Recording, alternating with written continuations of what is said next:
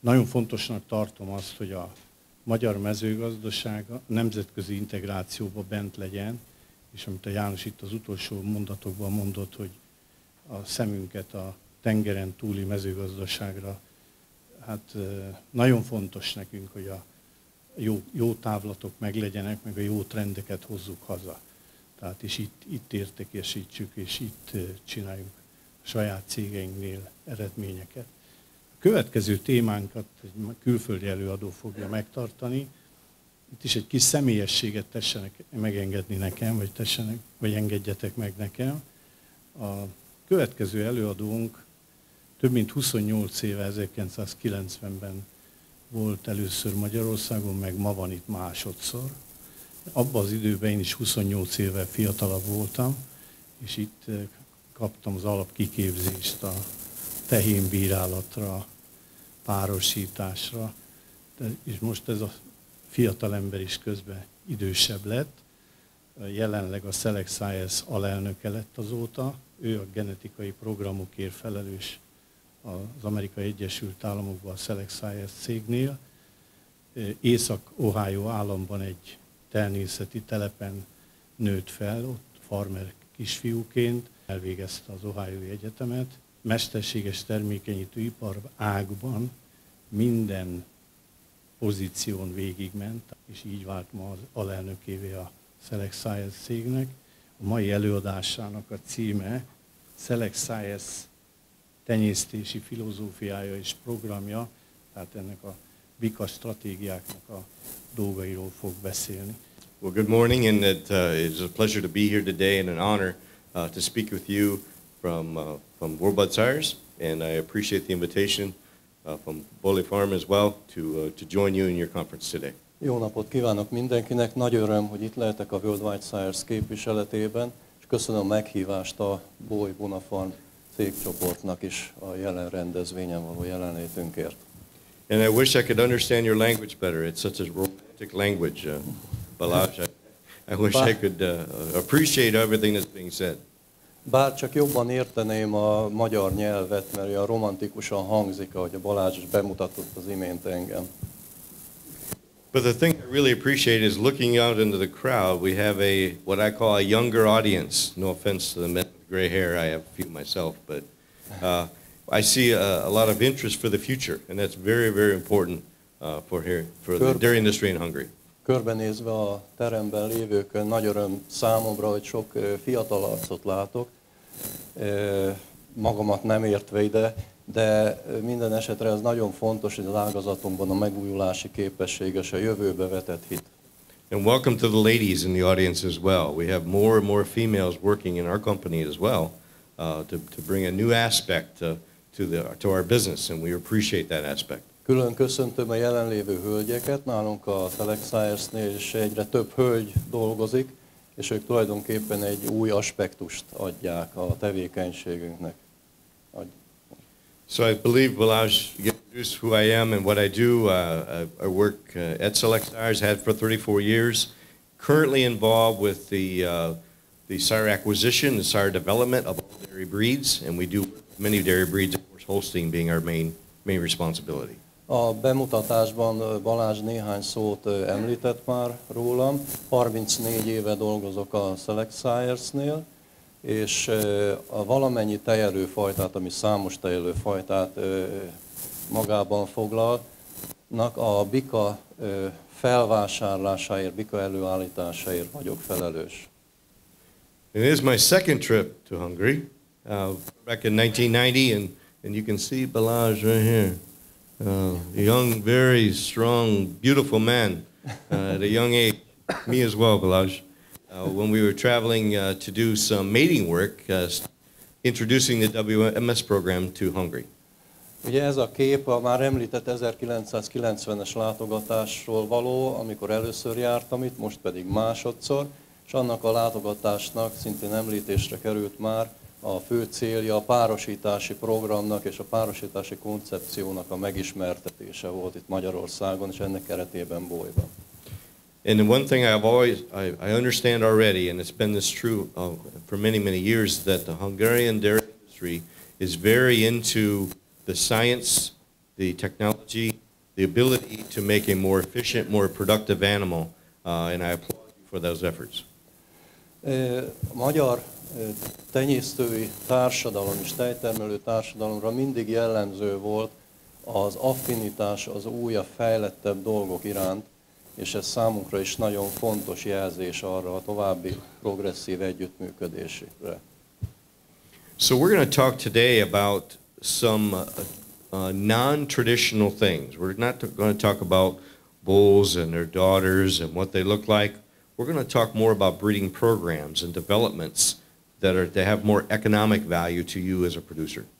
A mai előadásban nem célom az, hogy a hagyományos értelemben vett tenyésztési programot, tenyésztési előadást tartsak, tehát ne várják tőlem azt, hogy bikákat mutassak be, vagy konkrét párosításokról beszéljek. Sokkal inkább azokról az új lehetőségekről, fejlesztésekről beszélünk, amikkel tele van az ágazatunk, és amelyek tulajdonképpen a mai kor szintjének megfelelő eszközöket alkalmazva tovább fejlesztik a tenyésztés technológiát. And the one thing as I travel the world, it's becoming very obvious is that dairymen want an invisible cow. They do not want a cow that they even know exists. She takes care of herself. She breeds. She doesn't get sick. She's a very efficient, trouble-free, feed-efficient animal.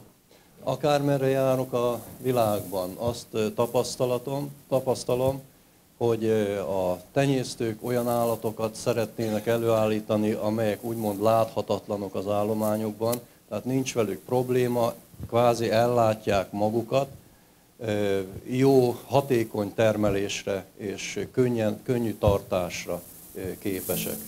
And I think it's interesting today, your conference is a combination of genetic information and tech mix. And if you combine the two and get the best available from both systems is when you shine. Best feed on the worst genetics won't get you profitable.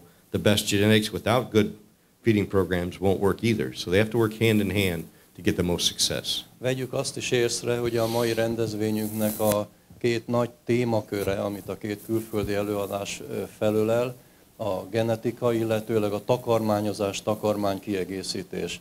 Ez sem véletlen, hiszen ez a két dolog nagyon szorosan kéz a kézben jár. Akkor sem képzelhető el nagy termelés, ha kiváló genetika van, de gyenge takarmányozási rendszer, és fordítva sem. Mind a kettőnek magas szinten kell együttműködnie.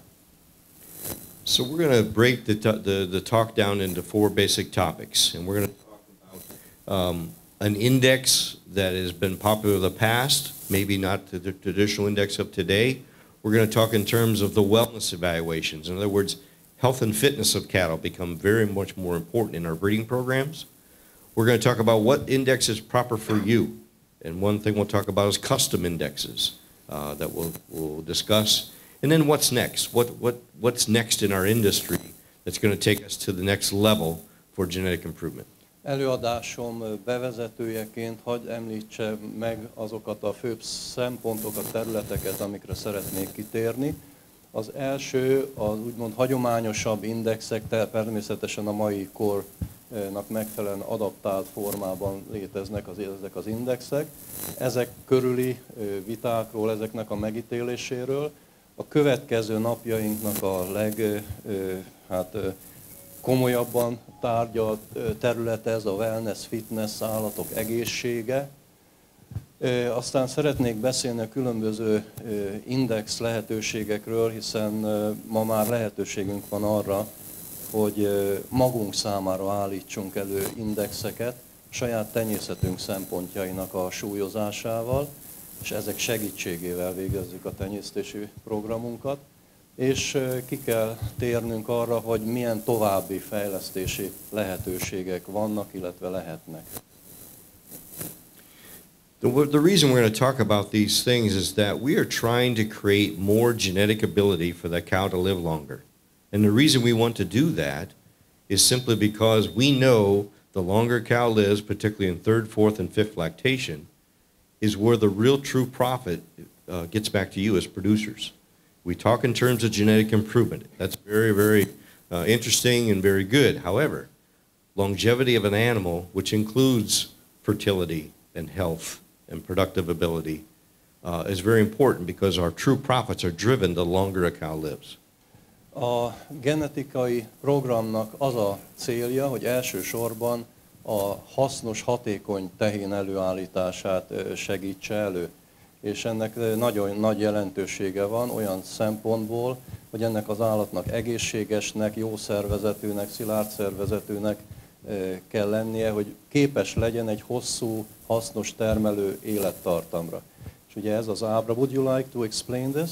Sure. Yes. So what we're talking about is that in first lactation, second lactation, you're really not maximizing the productive ability of a cow until you get into third, fourth, and fifth lactation, because that's when your true production per animal is maximized. She has that ability to maximize her genetic improvement. És hogy kibontsuk, mit értünk ez alatt, nézzük meg azt a elég általánosan jellemző ábrát, hogy egy adott tenyészetben, egy adott állományban a vízszintes tengelyen a laktáció szám szerint látjuk az állománynak az összetételét, és az aranyszínű görbe mutatja az adott csoportba, adott ellési szám szerinti csoportba tartozó egyedeknek az arányát az állományon belül.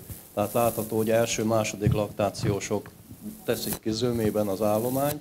Ehhez képest a termelési potenciál maximálisan harmadik, negyedik, ötödik, hatodik laktációban tud kiteljesedni, amire már nem marad meg az állatok többsége. Tehát pontosan ez az a kiindulási alap, amire az egész előadási koncepciónk és tenyésztési programunk is felépül, minél hasznosabb, hosszabb élettartamra képes tehenek genetika előállítása.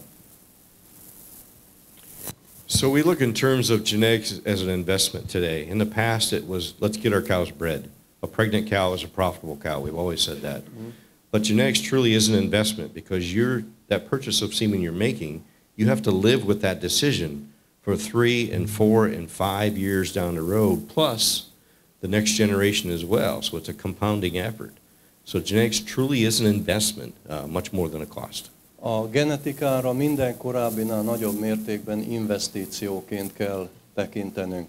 Ugye régen azt mondtuk, hogy legyen vehem. Ez a legfontosabb és mindenek fölötti fontos szempont. Ma már ezt messze nem tartjuk elegendőnek, hiszen az előbbiek alapján is látjuk, hogy több évre előre határozzuk meg azzal a genetikai befektetéssel az állományunknak a pozícióját, a lehetőségeit, és ez ráadásul nemzedékről nemzedékre való építkezést, gondolkozást foglal magába, úgyhogy valódi befektetésről van szó. So Balaj, I'm sure you remember, we were a little bit in a race to zero, right? Everyone wanted semen for free. Well, you pay for what you get. It's no different than you drive a good car, you get good performance. And genetics is the same way. Dekow recently put this study together to show us that for every $100 of genetic improvement for net merit, you actually can afford to pay, and I apologize, this is on U.S. figures, but you can afford to pay $17 more for that semen. We're not charging $17 more for that semen, so it's a very good investment for what you're actually getting. Mint befektetés, ennek is természetesen költsége, ára van, úgy, mint az autóvásárlásban, minőséget itt is meg kell fizetni. Egy bizonyos amerikai kutató professzor végzett számításokat arra vonatkozólag, hogy különböző paraméterek alapján mennyivel nagyobb investíciót ér meg a sperma annak függvényében, hogy milyen genetikai képességeket hordoz, akár indexben, akár fertilitásban. And the one point I want to really emphasize is right here. For every point of SCR improvement, you can afford to pay another $6.50 per straw for just the conception of that straw alone.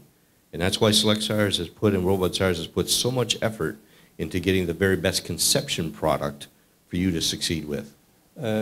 Még az előző kommenthez kapcsolódva, az ábra alatti első két sorban látjuk azt, hogy a net merit index alapján minden 100 pont net meritbe mennyi plusz dollár ráfordítás, tehát ezt számítsuk át forintra mondjuk, ér meg a spermára való költés, annak függvényében, hogy nagyobb genetikai értéket kapunk. És amit most hangsúlyozott, az a harmadik sor, az SCR index, ez a sperma fertilitási mutató. Minden egyes pont SCR-rel nagyobb értékért érdemes $6,5 többet költeni, mert hogy hatékony, megtérülő ez a plusz befektetés, pusztán abból, hogy több vehem létrehozására van lehetőségünk, és ez okozza, vagy indokolja azt a törekvést is a Select Science-nél, eredményes törekvést, hogy nagyon fertilis spermát állítsunk elő és tegyünk piacra. So much like Bóly Farm, you want quality. You want quality beef, quality pork, quality chicken, quality milk. We're the same way as a company. We're not interested in making just a cheap product. That's not our interest. Our interest is to get the best quality we possibly can to our producers to make a profit from. Ahogy a Bonafarmról szóló beszámolóban is hallhattuk, hogy a minőség mindenek fölött a számunkra is elsődleges fontosságú a minőségi termék előállítás. Nem arra törekszünk, mint fő cél, hogy olcsók legyünk és olcsó terméket tegyünk piacra, hanem minőséget adjunk. So the genetic highway, as we call it, is very crowded. It's very busy. There's all this information today. And I know that sometimes when we send information out and Holstein Genetika gives you this beautiful flyer, beautiful bull book, you go, whoa, where do I start? We understand because there's so much information to decipher. A genetika területe az olyan, mint egy zsúfolt autópálya, sokszor zavarba ejti az embert. Hát látjuk azt, hogy akár a Holstein Genetikának is a különböző kiadványai, brossúrái, katalógusai milyen sok információt tartalmaznak, és hát ebben való eligazodás azért nem olyan egyszerű, és sokszor megijednek tőle az emberek. So I don't know where it's downtown Budapest, maybe. Okay. Probably California. California. The other thing that we're faced with, and this is a slide from the U.S., but I think it's very true across the world, is that there are fewer and fewer producers making our quality products today. So those producers that are left have to be very efficient, very effective, and very cost effective to survive in today's environment. And in particular here in the U.S., we're looking at probably somewhere around 20,000 producers, about half the number of producers we currently have today, just in a few short years. So we have to provide them the best genetics and the best advice to be successful.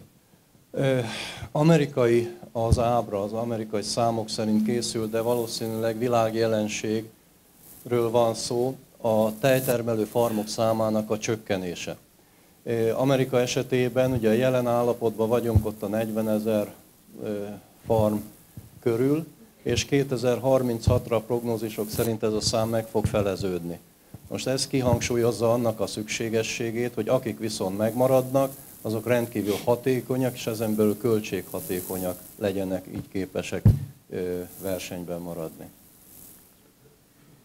And when we're giving this advice, we have to take all this information and make it simple for you. You as a producer have access to over 3,000 bulls, just Holstein bulls, to breed your herds with. You don't need 3,000 bulls. You need a concise product that's going to deliver the breeding program that you physically want. And that's what we're going to talk about, a customized program for you individually. Természetesen nekünk feladatunk és célunk is az, hogy ezt a rengeteg információt a bikákra vonatkozóan kezelhető, viszonylag egyszerű, érthető formában bocsássuk rendelkezésre megfelelő döntésekhez. Rengeteg aktív bika van ma, amelyek ugye a tenyésztők rendelkezésére állhatnak. Ugye itt az ábrán 2018-ra vonatkozólag az amerikai aktív státuszú bikák száma 3180, az ivadékvizsgált és a genomikus társaság összevontan, alul az ivadékvizsgáltak, föl a genomikusak. Tehát nyilvánvaló senkinek nincs szüksége ennyi bikára. De az, hogy ezek közül hogy lehessen hatékonyan jól választani, ehhez kell nekünk segítséget nyújtanunk nyilván. So there's really, to take all this information and simplify it, we simplify it in terms of an index. And the index that's commonly been used in the past is an index called TPI, where it has very much more focus on the type conformation of an animal, as well as the production and health and fitness. Annak érdekében, hogy minél kezelhetőbbé tegyük az információkat, az indexek képzése egy kézzel fogható lehetőség. Ugye hagyományosan ismerjük például a TPI indexet, amely eredendően termelés, később ez kiegészítve a küllemi paraméterek bevonására épült. Mai formájában már magában foglal egészségi paramétereket is. But the growing indexes around the globe right now are net merit and DWP dollars, and they're based strictly on an economic performance of that animal, much more than the physical look of an animal.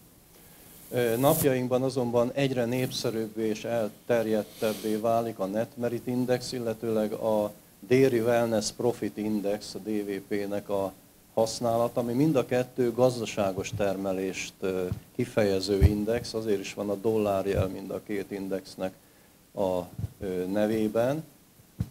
Yes? So in 1990, Balazs, when we were here, we talked about cows with good udders, good feet and legs, and high milk production. That was our three main goals, right? And TPI did a very nice job of carrying that message to producers to succeed from. Ugye 1990-re, ha visszagondolunk, akkor miről beszéltünk? Legyen a tehénnek jó tőgye, jó lába, ilyet örökítsen az apa, meg legyen sok teje. És ezzel úgy nagyjából vége is volt a történetnek. Ugye ez ma már régen túlhaladottá vált. But as any industry evolves, and no matter what industry you're in, science proves that there's other abilities to incorporate different genes, different sets of genes into an animal to make them more profitable. So Net Merit today incorporates many of these what we call wellness and fitness traits. How healthy is a cow genetically to allow you to have as many treatment opportunities and resources that you're spending on that animal to keep her healthy. And again, making that invisible cow that you don't even know is there. Ahogy a tudomány fejlődik, és ez minden iparágban így van, úgy nálunk is, úgy egyre több információ áll rendelkezésre, és kibővül azon tulajdonságoknak a köre, amelyek klasszikusan vizsgálva voltak, tehát a termelés és a küllem. Egyre több egészséghez, fitnesshez kapcsolódó tulajdonságról van információnk, és mindezek hozzájárulnak a gazdaságos termelés lehetőségéhez. So in particular, pay attention to this index when you're looking at udder composite. Want nice udder cows, that's pretty common. But the udder composite component of Net Merit is nearly equal to the daughter pregnancy rate on a percentage basis. So what we have done is we said, we have good udder cows. That's really not the issue we had in the past. But we need more fertile cattle. We need them to breed back quicker and easier. And that's what this index allows us to do. És példaként nézzük meg azt, hogy a típuson belül a tőgy indexnek a súlyozása, ez az UDC, ez 7,4%. Ez ugye klasszikusan egy szép tőgyörökítésre való hangsúlyt jelez, de megnézhetjük, hogy ezzel párhuzamosan a jobb oldalon az egészségi vagy fitness paraméterek között van a DPR index, ami az leányok újravemmesülésére, fertilitására, női való fertilitásra, vehentartásra való képességet fejezi ki, és majdnem ugyanolyan százalékkal szerepel, mint a tőgy composite index ebben a Net Merit formulában. So when you're utilizing the Net Merit Index, you have to know where is the breed progressing, because you don't want to fall behind. So we look at this as a chart we've developed over the years. We look at birth year of animal, and we know an animal born in 2018 is somewhere, the average animal is somewhere around $900 Net Merit dollars. And I'm guessing you're probably not using a lot of 900 Net Merit bulls today.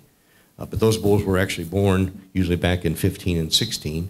So you're probably using $600 to $700 Net Merit bulls. So that's good.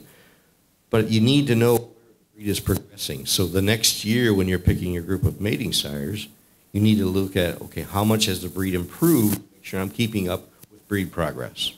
Ahhoz, hogy el tudjuk helyezni a magunk koncepcióját, ahhoz tudnunk kell, hogy a fajta milyen irányba halad, hogyan fejlődik, és ha a Netmerit Indexnek a trendjét elemezzük, ugye a bikák születési évét látjuk a vízszintes tengelyen, akkor látjuk az egyes években az átlagoknak, a különböző, tehát az alsó 25%, felső 25%, az átlagérték feketével, illetve legfőbb a maximális értékeknek az alakulását. És ugye miket most használunk, vagy most választunk bikát, azok valamikor a 2015-16-ban születtek, azoknak a netmerit értékei a megfelelő színes vonalról leolvashatók. Azonban azt is látjuk, hogy a most születő évjáratnál már valószínűleg valahol 900 körül lesz az átlagérték a netmeritben. Úgyhogy ennek megfelelően kell gondolkodnunk, amikor egy-egy bikára azt mondjuk, hogy ez kell nekünk, vagy nem. So we've entered the age of dairy wellness profit dollars. That's taking it to the next level. And what this index provides is some additional information on some wellness evaluations, particularly for mastitis control, for some retained placentas and DAs. But most importantly here recently, the thing that it's added is some information on calf wellness for calf respiratory, calf scours, and calf livability. So those are three new traits that genetically we're now measuring as information that you can improve your baby calf program also with the incorporation of this index. És akkor a fejlődés eljutott abba a stádiumba, hogy már beszélhetünk erről a Dairy Wellness Profit Indexről is manapság. Mi látjuk, milyen sok összetevőből áll, és kvázi a Netmerit formulát kiegészíti egy sereg tulajdonsággal a wellness területéről. Itt bal oldalt látjuk a ketózis ellenálló képesség, oltógyomrosság ellenálló képesség, burok visszatartás, mélygyulladás, sántaság, masztitis ellenálló képesség, amelyek a tehérre vonatkozó wellness tulajdonságok. És ami nagyon fontos és hangsúlyozza, hogy a borjakra vonatkozólag is egy 8%-os összsúllyal bekerültek új információk, ami azt jelenti, hogy már az egész kis életkorú, fiatal életkorú csoportot is figyeljük, ebbe pedig bele tartoznak olyanok, legfölül láthatók, mint a borjú hasmenés elleni képessége, a légúti betegség, légzőszervi betegség elleni rezisztenciája, illetőleg egyáltalán a borjú életképessége, mint olyan. So the major difference, Balazs, when I was here in 1990, we talked about TPI, that being a good selection index, and about 40% of that index was based on pure milk production. Today, with DWP, it's 2% of the index. So we've really shifted our ability to look at animals from a health standpoint and emphasize health much more than just production alone. Hogy nagyon eklatánsan tudjuk érzékelni a különbséget az 1990-es indexhez képest, abban a tej mennyiségre való szelekció 40%-os súllyal szerepelt a képletbe.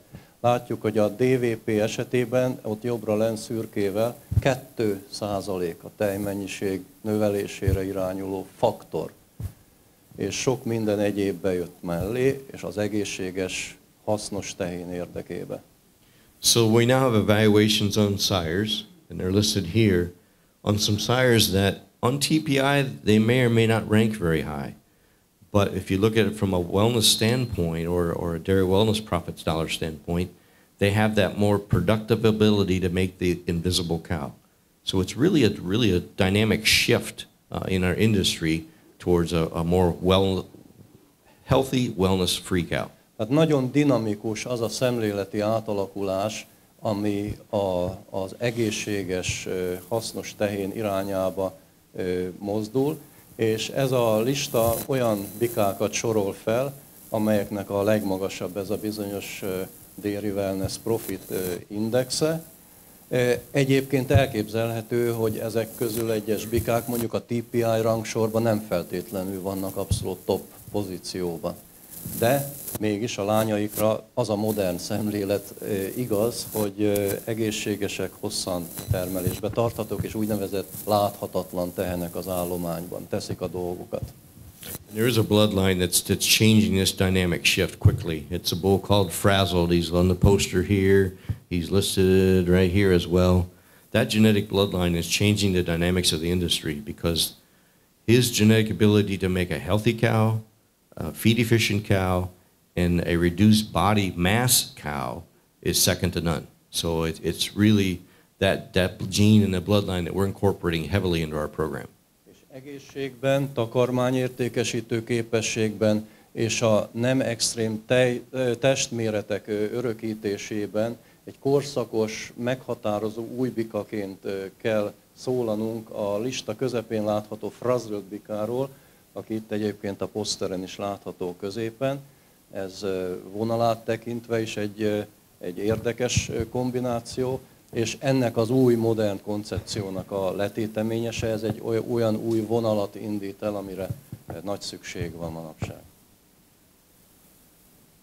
So in genetic development, in the role I have with Worldwide Sires is that the formula that we have used since J.R. Lush invented genetic improvement systems many years ago hasn't changed. We're still looking at genetic variation times selection intensity times accuracy times intensity and divided by generation interval. This is the same true today with all the new sciences we have that it was clear back in the 1940s.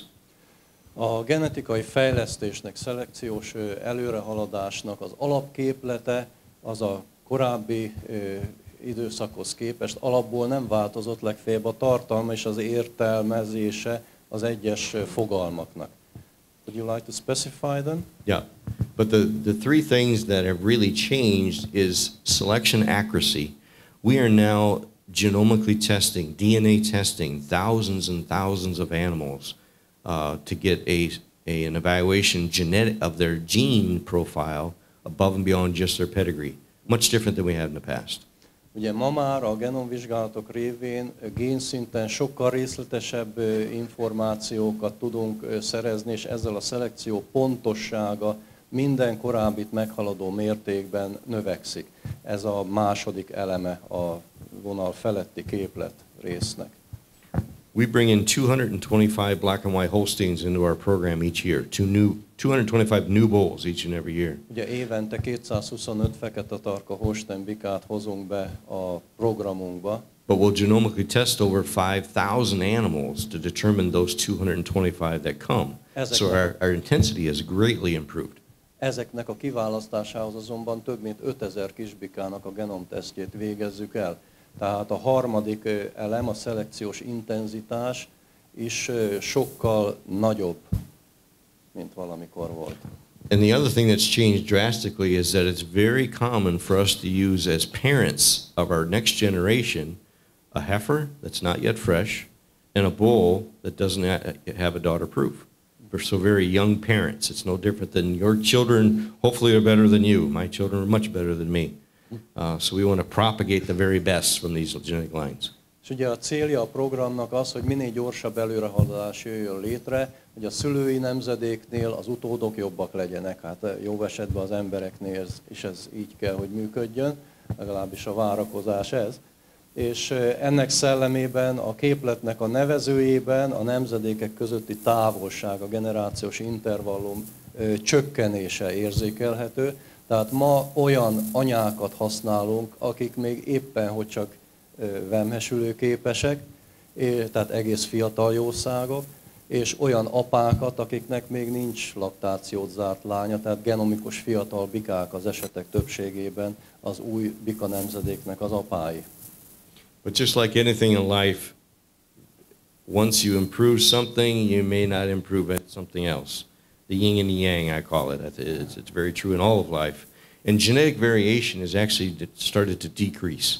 We're getting more and more like animals. We're getting a higher inbreeding coefficient. And we all know inbreeding is something that we want to try to maintain and not get out of control. So that's the one difficult process in this system. És természetesen, mint mindennek, ennek a folyamatnak is van egy hátulütője, az, hogy a genetikai variancia, a beszűkülése az sokkal inkább fölmerül veszélyként és jelenségként, hogy egy-egy nagyon jó bevált kombináció túlzottan elburjánzik a tenyésztési programokban. Tehát ez egy ilyen kétélű dolog, egyik oldalról szélesebb körből genomvizsgálnak, a másik oldalról meg bizonyos szűkülés megfigyelhető. So the way the system operates today is that we take a DNA sample in a very young calf. And that very DNA sample is compared to over 41,000 proven sires that have daughter data. So we know what the genetic data looks like of those proven sires. We know what their daughter data looks like. So we have a gene map, basically, is what those bulls do. And we compare this young baby calf to a proven product of the past to get us a very high genetic estimate, much more higher than a pedigree alone. Hogy egy kicsit érzékeljük magát a folyamatot is, ugye ez úgy néz ki, hogy egy fiatal kis borjútól vett mintából, mindkét ivarú borjú lehet, vett mintából elvégzett genomteszt alapján meghatározzuk az ő genetikai értékét egy bizonyos bázishoz képest, ami jelen esetben több mint 41 000 bikának, méghozzá ivadékvizsgált bikának a ténylegesen mért teljesítményeit jelenti. És ehhez képest mutatjuk ki ennek a jószágnak az értékét. And because of the efficiency of this system, there's over 1,300,000 young calves in the U.S. right now that are genomically tested to give an idea, are they truly genetically superior for us to keep or genetically inferior for us to eliminate from the future? És ez mutatja a programnak a kiterjedését, hogy több mint 1,3 millió borjúnak még a döntése várat magára, hogy azokról eldöntsük, hogy szükség van-e rájuk, hogy jobbak, mint amik egy bizonyos limitet jelentenek, vagy gyengébbek. So just a quick question in the audience. How many of you at home have 6 generations milking cows in your farm today? Csak egy kérdés a jelenlévőkhöz, hogy kinek a telepén van 6 nemzedéknyi állat. Tehát olyanok, akiknek jelen. How many would like to have 6 generations of és milking ki az, aki cows? szeretne 6 nemzedéket a telepén tudni? I hope some hands, okay? Remélem Those lesznek are your very azért profitable cows. ezek, mert ez azt mutatná, hogy hosszú élettartamuk van. And it's our goal and objective is to take advantage of science. We talked about the wellness traits, to take advantage of genetic improvement, to get you 6 generations. We have 6 generations of bulls in semen production today because of utilizing this science and quickly turning generation intervals. And there's no reason we can't do the same for you as a producer to get those highly productive cow families to propagate. Nekünk a bika programunkban létezik ez, hogy 6 élő bika, 6 egymást követő nemzedéknek a bikája mind termel, jelen van a telepünkön, és hát ez semmi nem indokolná azt, hogy ezt miért ne próbáljuk megtenni a tehenészetek szintjén is. Hát valóban az a több nemzedéknyi hasznos élettartamra képes jószág legyen.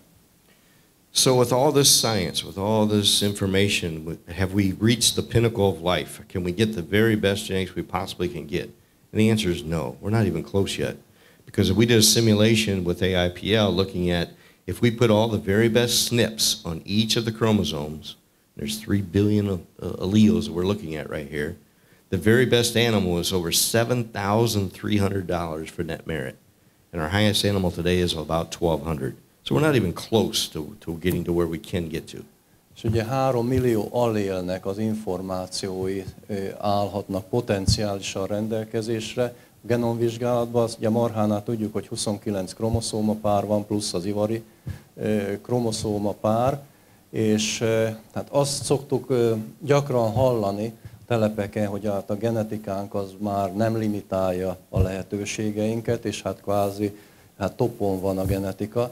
Na most gondoljunk bele abba, hogy egy 1200-as netmerit érték a mai gyakorlatban egy igen magas érték. Látjuk, emlékszünk az előbbi táblázatból, ott szerepelt, hogy a csúcson lévő bikák vannak 1200 netmerit körül.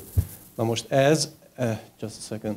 Ők szimuláltak egy kutatóintézet segítségével egy olyan helyzetet, amikor minden egyes vizsgált helyen a legnagyobb örökítő értéket számították, és hát írd és mond 7304-es netmerit jött ki, mint potenciális lehetőség. Úgyhogy ez mutatja, hogy hol vagyunk még a lehetőségek kihasználásának az útján. So genomics is helping us get there much quicker because genomics came into play back in 2009. And the amount of genetic improvement we made during this era was about $75 per year. Pre-genomics, it was about half of that. However, once we started to add these health and fitness traits I've been talking about, we're now making nearly $83 of genetic improvement per year. And the reason I show you this slide is that you need to make sure at your operation at home that you're also keeping up with this type of genetic improvement on an annual basis. Because you can't afford to fall behind your neighbor. You need to be as good or better than your neighbor. So make sure you know that what type of improvement is taking place within the breed. De természetesen megteszünk mindent annak érdekében, hogy abba az irányba haladjunk, amit az előbb potenciálisan fölvázoltunk, és ehhez a netmerit indexnek az éves előrehaladási rátáját számítottuk. Látható, hogy a 2010 és 2014 közötti időszakban éves átlagban $75 értékkel nőtt a netmerit index. Tehát a netmerit számszaki kifejezése 75 ponttal nőtt átlagosan. Ott a 13-14-es időszakban ott már bejöttek ezek az egészségi paraméterek az indexbe. Ezt látjuk, hogy lényegesen nagyobb, gyakorlatilag duplája éves előrehaladási ütem, mint a 2005 és 2009 közötti időszakban. És a 2015-től kezdődően pedig még nagyobb ütemű a gyorsulás, és ez azért fontos, mert kinek a saját telepén is el lehet, vagy el kell azon gondolkodni, hogy ezzel az ütemmel vajon lépést tart-e.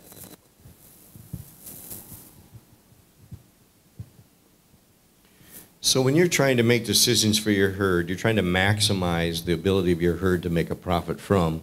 In the past, you've always looked at the number of cows you need to have in production, the number of dry cows, your calling level, the number of replacements, and your current reproductive efficiencies. This has always been the past of how you judge the success of your herd.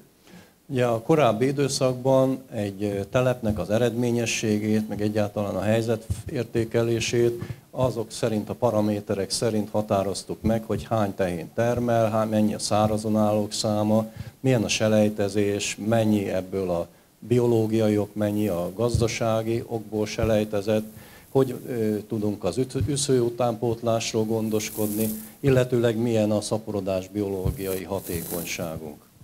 But I'd challenge you to look today instead is look inside your herd. Look at the genetics that you have in place, and we're going to talk about that in a minute, and then determine what you're going to make for the next generation from the herd that you have.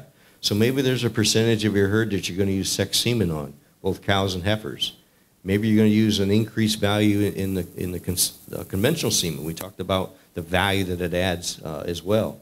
There's a certain percentage of your herd you're going to breed to beef cattle because you don't need to get a heifer calf from that animal. She's not as genetically superior as her herd mate. That's becoming very popular.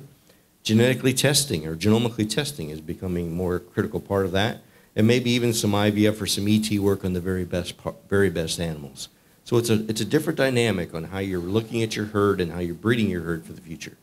Az előzőhöz képest, hagyományoshoz képest mi szeretnénk arra ösztönözni önöket, hogy egy új szemlélettel nézzék meg a saját állományukat, és így hozzanak döntéseket azzal kapcsolatban, hogy a teheneken milyen arányban érdemes szexált spermát használni. Tehát egyrészt megnézni, hogy hol tart az állomány, és másrészt, hogy hova akarunk tovább lépni. Eznek érdekében most már így érdemes figyelembe venni, hogy teheneken, üszőkön milyen arányban használunk szexált spermát, mennyit költünk spermára, hogy említettük a korábbiakban, hogy van erre számtan is, hogy akár a fertilitás alapján is mennyivel többet érdemes rákölteni. Aztán itthon erről félve beszélünk, de kétségtelenül van egy ilyen jelenség is, hogy a leggyengébb üszőink, genomikusan vizsgált gyengébb üszőinknek nincs értelme a tovább tenyésztésére, ezeket esetleg húshasznú keresztezésbe hasznosítani. Aztán a genomvizsgálatoknak a kiterjesztésével, hogy minél szélesebb körbe tudjuk az állományunkat helyesen megítélni, és a legjobb nőivarú populáció hányadnál pedig az in vitro fertilizáció, illetőleg az embrió átültetés, mint lehetőségek szintén ott vannak. So one of the things that's really important for you to do is get a better understanding of the herd you have today. You know, you can only better from the knowledge you have currently. So a genetic audit is something that new for worldwide sires to come to your herd, look at your herd's records, and determine where you are genetically today so we can make a plan with you to help you take you to where you want to head. Ezzel tehát eljutottunk addig a pontig, amivel arra szeretnénk mindenkit ösztönözni, hogy a saját állományát mérje föl reálisan a genetikai értéke alapján. És ugye ebben mi magunk is igyekszünk a jövőben segítséget nyújtani. Tehát kvázi egy ilyen állomány genetikai auditra van és lesz szükség, amihez a hagyományos információk mellett egyre több genomtesztes információ áll rendelkezésre. So I get this quite often, is that does it really matter? Should you use the best genetics you can afford? And I want to show you some slides of some real data from herds that we've incorporated around the world to show you does it truly matter. And the way you look at it is you look at by date of birth.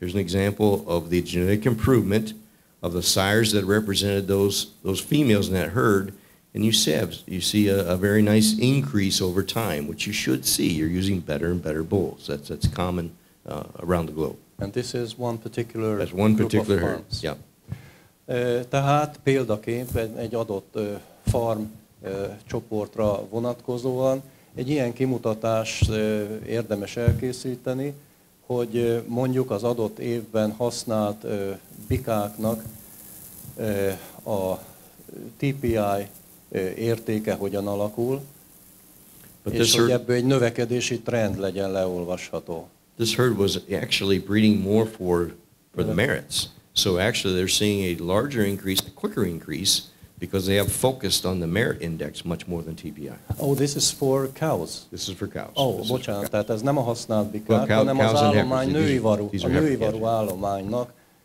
az értékeinek a növekedését mutatja a születési évjáratonként. A TPI-ban, illetőleg jobb oldalon pedig a Net Merit Index vonatkozásában. So we always get the question is that when you buy a better bull, when you pay a little more money for the Holstein Genetika to get a superior bull, does it really matter? And I want to show you some data now, actual data from farms, and you could do this from yourself as well, to determine is that can you increase production in your herd 6 to 10 pounds per cow? Can you get a better pregnancy rate? Could you increase conception rates if you looked at that?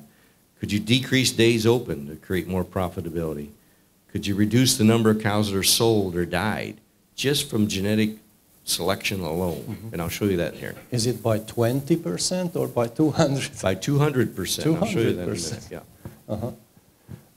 Tehát amikor döntünk egy sperma büdzsé kialakítására, hogy mennyit akarunk vagy investálni bele, konkrétan a költségnél talán még fontosabb föltenni azokat a kérdéseket, hogy megérje nekünk az, hogyha egy jó döntéssel, még ha valamivel többe is kerül, a tejtermelést tudjuk növelni 3-5 kilóval tehenenként naponta, a szaporulati arányt tudjuk 5-10%-kal javítani, a vemhesülések arányát tudjuk 4-6%-kal, a szervizperiódus üres napok számát tudjuk 20-25 nappal csökkenteni, vagy a kieső elhullott teheneknek az arányát tudjuk drasztikusan csökkenteni, annak következtében, hogy nagyon kevés egészségi probléma fordul elő a telepen. Here's some actual data from a herd, okay? And in this herd there was we broke the herd into different quartiles. This is really looking different than it did on my screen. Different quartiles. There was about 1,600 cows in this herd.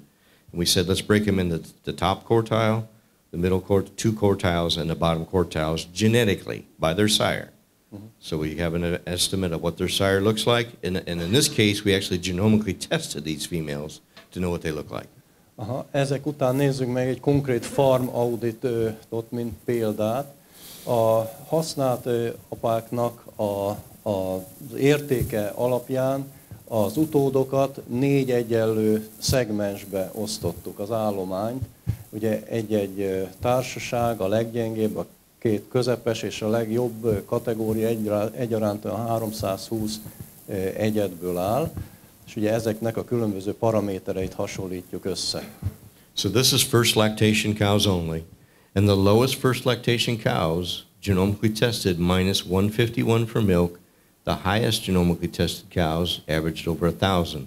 So there's about a 1,200 pound difference, 1,300 pound difference between the two. Ugye ennek az állománynak ez az állomány azért nagyon alkalmas erre a vizsgálatra, mert itt az teljes nőivarú populáció genomvizsgálva van. És a genom eredmények alapján látható, hogy a leggyengébb 25%-a a nőivarú jószágoknak mínusz 151-es tej örökítő értékkel rendelkezik, a legjobb társaság pedig 1085-tel, tehát rendkívül nagy különbség van a leggyengébb 25% és a legjobb 25% tej örökítő értéke között például. So that was their genetic estimate here, but their actual phenotypic output, in other words, their production of the cows, was 24,000 for the lowest genetic animals, 28,000 for the highest genetic animals, were 4,400 pounds of milk difference from the low to the high genetic value animals. So they did perform much substantially more because of their genetic background. És ugye itt hangsúlyozzuk azt, hogy itt első laktáció zárt tehén populációról van szó, csak az első laktációsokról, és látható, hogy a genomikusan kimutatott különbségek hogyan realizálódtak az első laktációban. A leggyengébb értékű csoportnál a 24,5 ezer font termelés volt a tényleges, 305 naposra korrigált érték. A legjobb társaságnál meg 28.800 font, tehát a 2 társaság között, ez fele literbe, 4.400 font különbség mutatkozott a tényleges első laktációs eredményben. So in this particular herd, if you took the average milk price in the U.S., which actually is lower than this right now, this particular herd, by using just better bulls, if they were to just use this group of bulls versus this group of bulls, could have made an additional $212,000 additional dollars. That, for a small investment in semen, it has a huge return. So it is a very good investment. Hát ezek alapján kell megítélnünk azt a tényt, hogy abban az esetben, hogyha számítunk egy átlagosnak mondható amerikai tejárszintet, az a $15 per 45 kg, ez ma egyébként nincs ennyi, de nagyjából ez az érték egy átlagos amerikai tejárnak elfogadható. Ezt ha megnézzük azt, hogy ha a gyengébb állományhányadot nem azzal a bikával állítottuk volna elő, hanem a legjobbal, valamennyi plusz dollár költsége lett volna természetesen a jobb sperma miatt. De nézzük meg, hogy a különbség az $213,000 a várható tejhozam többletbe kifejezve. Tehát ez messze nincs arányban azzal a plusz sperma költséggel, ami esetleg fölmerült volna a termékenyítésekkor. So I get the question often is that, well, you make a lot of genetic calling in that first lactation. Cows that don't milk, they leave the herd. Cows that don't breed back, they leave the herd. What does later lactation cows look like? And it's very similar because the lower genetic valued animals do not perform as well as the higher genetic value animals. In this case here, this very same herd actually, there's about a 3,500 pound difference between the low group and the high group for just production alone. És itt pedig a második és többedik laktációs tehenek összevont táblázata látható. Ugye tudjuk, hogy a kiesésekről már beszéltünk, hogy az milyen korba következik be, tehát ez egy ilyen összevontabb csoport, de ennél is nagyon jól érzékelhető, ha valamivel kisebb is, de ugyancsak jelentős tej, és itt most csak pusztán a tejmennyiség különbözetéről beszélünk, még az egyéb paraméterekről nem szóltunk semmit. is mekkora különbség van a nagyobb genetikai értékű populációnegyed javára. But if there's one slide I want you to take home today and not forget, it's this one, okay? We all know how to get more milk out of cows. You use Tech-Mix, you use better genetics, you have better husbandry. However, genetics does make a huge difference in the wellness and reproductibility of an animal, much more than we realized.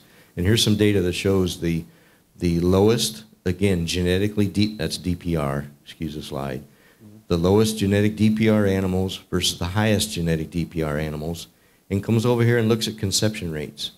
There's a 4% difference in conception rate between those two groups. So what value does that bring to you as a producer? If you have a 4% increase in conception rate at about $10 a point, that's an additional $17,000 that goes in your pocket just by using a better bull. It's very simple math.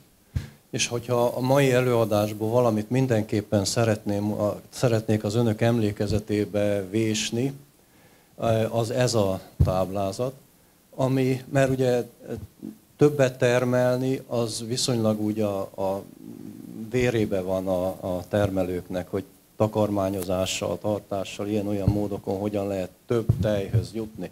Azonban a szaporodás biológiai teljesítmény javításában, és ezen belül is, hogy milyen genetikai lehetőségünk van a DPR index alkalmazásával, tehát a nőivarú fertilitás, nőivarú szaporulati mutatóknak a javításával, ezt mutatja meg ez az ábra, vagy táblázat.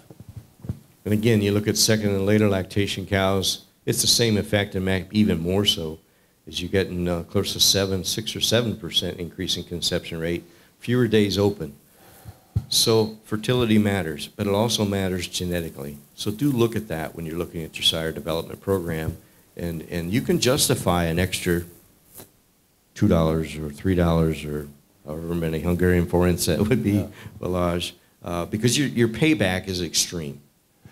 És akkor ezt egy kicsit elemezzük jobban. Tehát az első laktációsoknál és a második és többedik laktációsoknál van ugyanúgy kimutatva, erre a bizonyos DPR indexre osztva az állományokat negyedekbe. És ugye azt látjuk, hogy a DPR alakulása az első laktációsoknál, a leggyengébb csoportnál 0,5-ös, a legnagyobbaknál 4,5-ös, az idősebb teheneknél 0,4 és 4,1.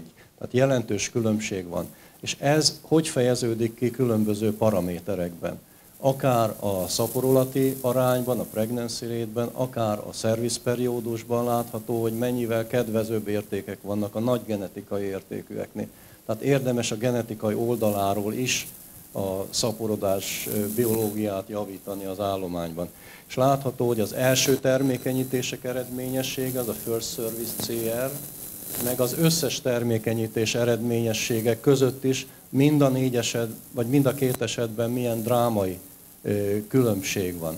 És ezeket ott egy példaként a felső magyarázatban, az alsó pontban értelmezi forintálisan, vagy dollárban kifejezve, amikor azt mondja, hogy a pregnancy rate-ben, a szaporulati mutatóban, hogyha 1% különbséget sikerül elérni, az $10 jelent, és ez az adott csoportban mondjuk a felsőnél 338 egyedre felszorozva, az $16.900 plusz bevételt jelent a gazdaság számára, és ugye ezt kell pariba állítani azzal a $2-3 különbséggel, amit mondjuk a spermára rá kell költeni ennek érdekében adagonként.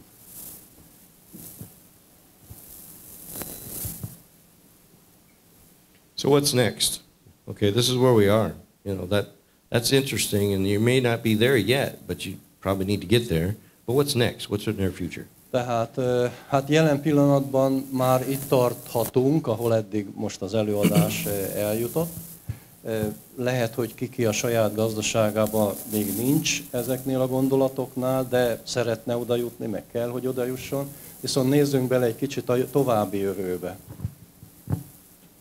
And one trait that we're really focused on today is mastitis resistance. Az egyik tulajdonságcsoport, amire rendkívül ki vagyunk hegyezve napjainkban, ez a tőgyegészség, a tőgygyulladás rezisztencia kérdése.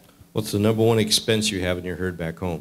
cows with mastitis, right? Hiszen ez az első számú költségtényező, meg veszteségforrás a Lost gazdaságban. production, lost reproduction, lost milk sales. It's very expensive. Ugyanúgy, mint a reprodukció, nagyon sokba kerül nekünk a... So we weren't Magas making a lot sejtszám. of genetic improvement in somatic cell score until we had the tools genomically to do that. And we're doing a better job today in reducing our somatic cell scores within the breed population. Amióta genomikusan tudunk vizsgálni a szomatikus sejtszám örökítésre, vagy a rezisztenciára, azóta látható, hogy a bika park milyen nagyszerű ütemben fejlődött. Ez azt jelenti, hogy egyre alacsonyabb sejtszám indexek, értékek jellemzik a mai aktív bika populációt. But remember, somatic cell score is just an indicator trait. It doesn't mean yes, she has mastitis, or no, she doesn't. It's just an indicator for her susceptibility. Ez azonban csak egy indikátora az érzékenységnek, a fogékonyságnak. Ez nem azt jelenti, hogy ez a tehén most tőgyulladásos lehet, vagy nem lesz tőgyulladásos. So we now have a trait for actual mastitis. It's available from Zoetis. It's also available from CDCB. And what we're seeing is that there actually is an increase going on in the amount of cases for mastitis, which is not the genetic trend we want.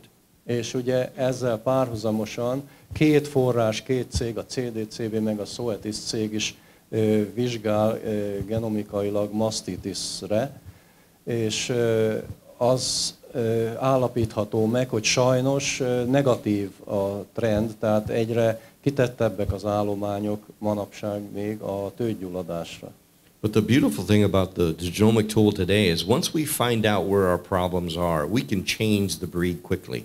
Because we learned about this, you can see right about here, and we said, uh-oh, we're going the wrong direction for mastitis control, and we need to utilize these evaluations. And we did. So we're starting to level things off, in fact, to decline it slowly. And you're going to see this line come back down. But that's the beautiful thing about genomics. It allows us to do that quickly. Viszont ma a lehetőség megvan arra ezekkel a mai vizsgálati módszerekkel, hogy ebbe be tudjunk avatkozni. És 2012-es negatív csúcspontot, ez a valódi csúcspontot, de ez ugye nem jó, sikerült azóta már korrigálni, és elindult lefelé újra a görbe, és nekünk az volna az érdekünk genetikailag azt segíteni elő, hogy minél jobban lefelé húzódjon ez a vonal. So direct evaluations for clinical mastitis is the next step. Okay, that's where we are, and that's why it's very important that you record that data in your herd as well, so that data can be utilized to determine where you are from mastitis control, and then incorporating it into a selection index. We're still going to utilize somatic cell score as an indicator trait, but we're going to combine it with the direct clinical mastitis evaluation to find ways to get the best information to make improvement from. És éppen ezért nagy intenzitással gyűjtjük a klinikai tőgyulladásos információkat, és építjük be a szelekciós programba. Ugye korábban is benne volt az indexekben már, mint indikátor mutató az SCS, a szomatikus sejtpontszám érték, de ezt most ki szeretnénk egészíteni a tényleges mastitis esetek, megfigyelt eseteknek az információjával. So I would encourage you to look at the calf wellness evaluation, the wellness trait evaluation, and most importantly, the dairy wellness profit evaluation, so we can incorporate all this into your breeding goals and objectives, because it's, again, so much information, it's difficult to control, but that one index helps you get there. És bár nagyon sok információt elég nehéz mind képbe helyeznünk, de ebbe segítenek ezek a bizonyos indexek, akár a Dairy Wellness Profit Index a tehenekre, vagy annak egy kifejezetten egészségi tulajdonságokra szűkített változata, a Wellness Trait Index, ez a WT dollárjelű, illetőleg a borjakét is említettük, az is lehetőség.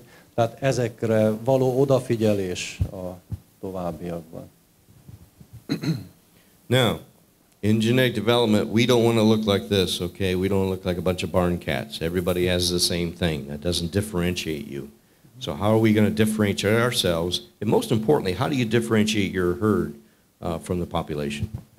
A törekvés az kell lenni, hogy mi mások legyünk, mint a többiek. Hát, hogyha minden ki egyforma lenne, abban nincsen benne a tovább lépésnek a lehetősége. One way we try to do it is incorporate the science with the team that I get to work with many, many years of barn experience. We're going to go today, I understand, and tour the Bóly farms, which I really look forward to, because that is the ability to use our eyes and our cow sense as well as all this science to combine the two efforts into one. And we have 154 years of experience with the team that I get to see.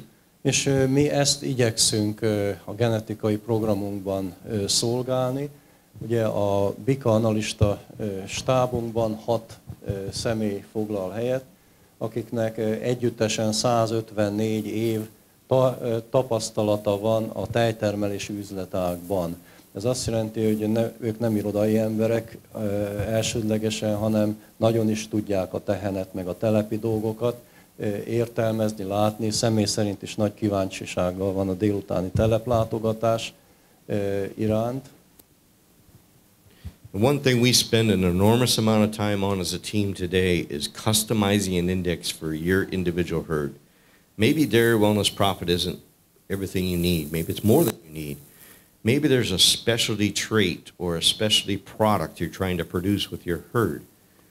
Again, there's so many traits to select from. Narrow it down to a smaller list of traits that really have value to you. Work with Balázs and Zoltán and the team of Holstein Genetika to find the traits that are important for you, put them into a customized index. You figure out the traits you really want, you weight those traits, divide it by a standard deviation. It's a very simple process. Then stick with it and utilize that index for a period of time and see how your herd changes in the direction that you want it to change. Éppen ezért mi támogatjuk azt az elképzelését egy adott gazdaságnak, és ebben mi magunk Amerikában is, meg a Holstein Genetika munkatársaink keresztül itt is, abban próbálunk segítséget nyújtani, hogy ki a saját telepi körülményei között határozza el, hogy milyen irányba akar haladni, és ennek érdekében szerkessze meg a saját indexét, milyen tulajdonságokat von be, milyen súlyozással, hiszen a millió tulajdonságra nem lehet egyszerre tenyészteni, nyilván abból ki kell poentírozni, hogy mik fontosak egy középtávú gondolkodásban, és akkor azt a programot következetesen végigvinni. And one of those ways we're trying to do that is incorporate all these different countries' interests, and they are different. I mean, these are the different countries that have their own genetic evaluation system and how they weight those traits. Those are important to us in genetic improvements because we're trying to fulfill all those needs. And it's difficult. It's simply difficult. Mm-hmm. But what we're trying to do for you as a producer is to take all this information and make it specific for you. And that's why these customized traits are very important. Megnézzük azt, hogy különböző országokban hogy néznek ki. Amerikában a TPI vagy a Net Merit Index foglal itt helyet ezen alul, de az összes többi országnak is megvan a maga indexe, amit a maga körülményeire szabva jónak talál egy adott időszakban. Látjuk, hogy ezek is hányféle változatban léteznek, és ezekről nekik, mint tenyésztési program vezetőknek természetesen tudniuk kell, de egy adott telep vonatkozásában sokkal lényegesebb, hogy az ottani konkrét elképzeléseknek megfelelően határozza meg ki a számára a legjobb indexet. So these are the way Worldwide Sires is trying to incorporate the science of yesterday, the science of the future, and most importantly, your needs and an interest for your future, because that's what we're trying to do is service your needs to make a more profitable future. And again, the younger audience out there, I applaud you. We want to make sure that you're in the business for a long time to come. So these are some of the tools we're utilizing today, and hope you appreciate the direction of profitability. We're all here to make money. If we're not going to be in the dairy business. So profitability does drive our system. Hát mi, mint tenyésztővállalat, igyekszünk a múlt tudását, a jelen és a jövő tudásával ötvözve szolgálni ezt a lehetőséget, hogy a konkrét gazdaságokban a lehető leggazdaságosabb termelés, működés jöhessen létre, annak érdekében, hogy profitábilis legyen a termelő, mert ha nincs profit, ugye akkor nincs jövő. So Balázs, I hope it's not another 28 years before I come back. But when I do come back, I can see some very profitable dairies here in Hungary with the use of Holstein Genetika information. So thank you. És remélhetőleg a legközelebbi látogatás, akkor akármikor legyen is, már ilyen profitábilis tehenészeteket fog majd nekem bemutatni. Köszönöm szépen!